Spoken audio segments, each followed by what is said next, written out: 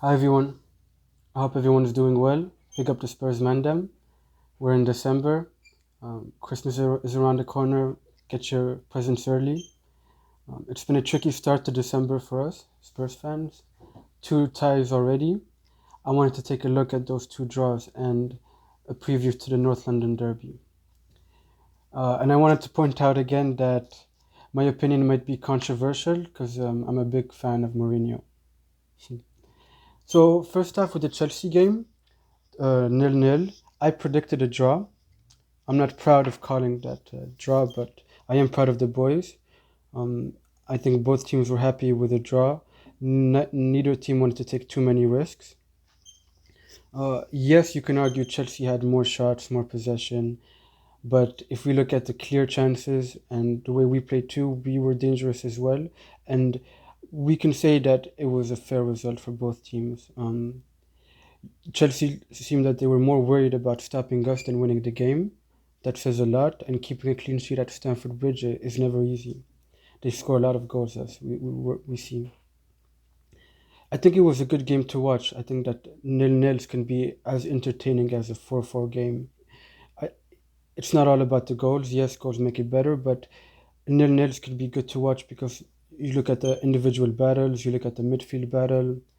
Um, if you had a look at the Everton Leeds game, it was 1-0 to Leeds, but that was an awesome game to watch. You could watch that game again and keep learning from it.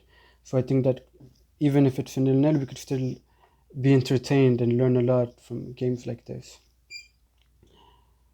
There was Keane versus Thiago Silva. That was a beautiful battle to watch. Ndombele versus Kante.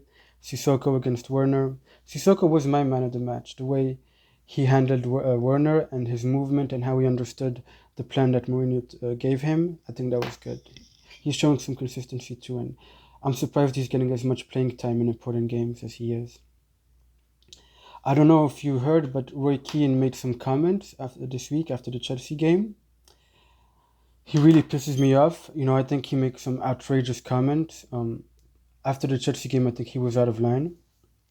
He said that Spurs are not on great form. He says we're not on a great form because we've had bumps at West Ham and Newcastle. Um, that's ridiculous. I mean, anyone who watched those games can say that we were unlucky the way that we lost. I mean, that VAR, that handball on Dyer against Newcastle, that we didn't deserve that. And in the West Ham game, that's so rare. I don't know if that's going to happen again this season for us, but tying a game in that way is disappointing. But we've played better in those games than games that we won. So for Roy Keane to say that we're not on great form because of two draws at those West Ham and Newcastle, I think that's not fair. He says he's not surprised that we didn't win. I mean, yes, but no. Like, how are you not surprised? Like, come on. And he says that this is the same team that finished sixth last season. That doesn't make any sense. It's a whole different team. Most of the players were there, but a lot of players left. A lot of players came in. It's not the same team that finished sixth. I don't know what Joaquin's talking about. Did he even watch the game? I don't think he watched the game. He says we're too dependent on Harry Kane and we're not good enough to win the title. We're not title contenders, according to him. I mean, that's too bold to say. Like, that's too bold to call. I know what he means by we're too dependent on Harry Kane, but now that we have Vinicius and we have enough goals in our forwards that we don't have to rely on Kane too much. There's goals that could come from other places now.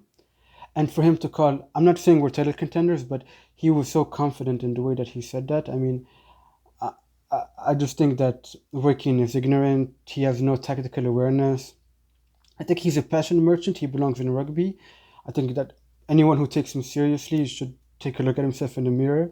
I'm sorry, but I don't rate Roy Keane as a pundit or his football opinion, and I think people shouldn't either. The way he talks, I mean, I like that how bold he is, but he talks out of his ass. I'm sorry for this, but unacceptable things he says sometimes. But moving on, let's look at the Europa League game. That was disappointing. 3-3. Hmm. Poor performance, to be honest. It wasn't our starting lineup, but we were good enough to win that game. But what I do have to say is that Lask, the other team, had to win today. They needed to win. They were happy with the draw, but they were playing like that was really a final for them. And us, with our fixtures coming up, I mean, I understand that we weren't as sharp as Lask. Mm. For me, Sanchez is dead to me. Davidson Sanchez. I don't think he's fit enough to wear Tottenham shirt. Maybe the old Tottenham shirt, the one that makes mistakes, bottled Tottenham, that one. But he has no space in this team. He makes way too many fucking mistakes. Way too many mistakes. Anytime he plays, the other team is likely to win the game. No matter how good we are, he could just pop out of nowhere and make a random mistake.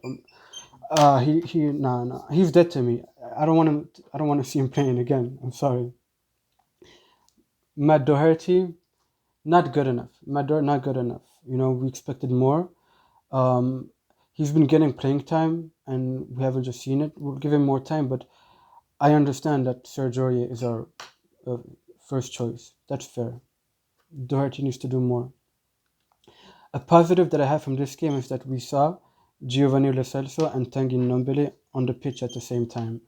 Guys, yo, I'm telling you, this partnership could be one of the best in the Premier League. Like them two and Højbjerg behind them, it's high potential. They weren't that great yesterday. I mean, Tanguy, and I noticed it in the last game before Chelsea, the last Europa League game, how he had more defensive responsibility. I can see Mourinho trying to teach Tanguy to be more defensive. That way, Mourinho can afford to play him and Gio at the same time. We saw some good stuff. There were moments of brilliance, honestly. 1-2 touches between them, and they would create space and chances out of nowhere. There's a high potential. I don't know if they're going to start together against Arsenal. It possibly could. They, it might happen, but he might use Sissoko again. But I can see that this is something in the making to have Tanguy, Gio, and Højbjerg in the midfield together. That's coming. And Joe Hart, I'm not going to be too hard on him because the two goals I don't think were his fault. They were tricky shots. You know, there was one with the swivel out of nowhere, and the bounce from the first goal is tricky. So I don't blame him for the first two goals too much, but the third goal was Sanchez's fault. That was Davidson Sanchez, idiot. But Joe Hart should have done better. Like, come on, at this point, he's not any better than Gazaniga. Like, I think Gazaniga should be making a bench more, even start the Europa League or Cup games even more. Too early to call a judgment on Joe Hart, but he did make some interesting saves and he has a presence in our team, but not good enough. Not good enough. Okay, boys, North London Derby. I might do a preview with my boy if we have time. I know it's late. I should have done this earlier. It's been a tricky week, but I might get a preview out with my Arsenal boy. I want to say that it would be embarrassing if we lose. I think it would be. I'd rather lose to like Burnley at home. I'd rather lose to Lask. I'd rather lose to Man City than lose to Arsenal. I mean, I just couldn't take the banter, and I'm sure I'm going to get a lot of haters on this video. A lot of Arsenal fans on YouTube. I'm going to get so much hate and banter. But if we win, I'll take it. If we lose, I might be hiding. But no, I'll try to make a review after the game, no matter what. I'm actually more worried about the mentality of our players than the Arsenal players. I think if we lose the game, it's going to be because of our mistakes, not because of Arsenal's brilliance. I don't rate them too bad, Arsenal, but at the moment, nah, it's not looking good for them. Too many clowns, too many funny stuff going on there. So I think if we lose this game, it's going to be because of our individual mistakes, our mentality. We're going to learn a lot from this game, both from our point of view and Arsenal. I think if Arsenal do win this game, we can take them as serious top 4 contenders. Yeah, it's going to be funny. And I think this is going to also be a lifeline for Arteta.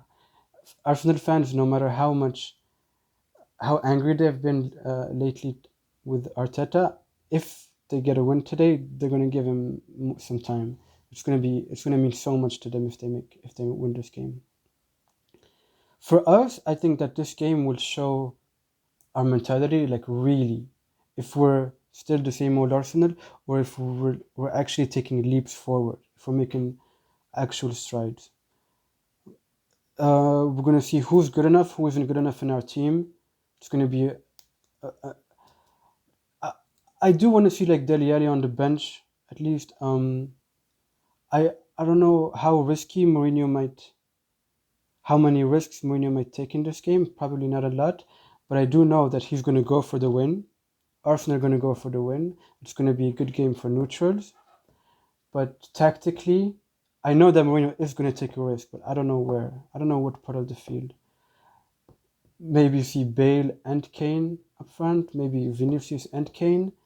I think we're going to see something unique. Like we saw with Sissoko playing as a third center back against Chelsea. We're going to see something interesting.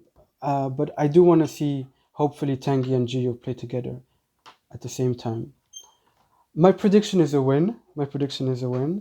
I predicted before December, I predicted a Chelsea draw and an Arsenal win. Let's see how it goes. It's going to be very embarrassing if we don't get the win. And I'm going to try and get a video out before the Sunday with my boy. I know I'm going to get a lot of hate from Arsenal fans, and if we lose, I'm just not going to be ready for Twitter. I'm just trying to picture that. So guys, let me know what you think. What's your prediction for the game? If you think I'm out of line, I'm talking bullshit, let me know, and I'll see you after the game.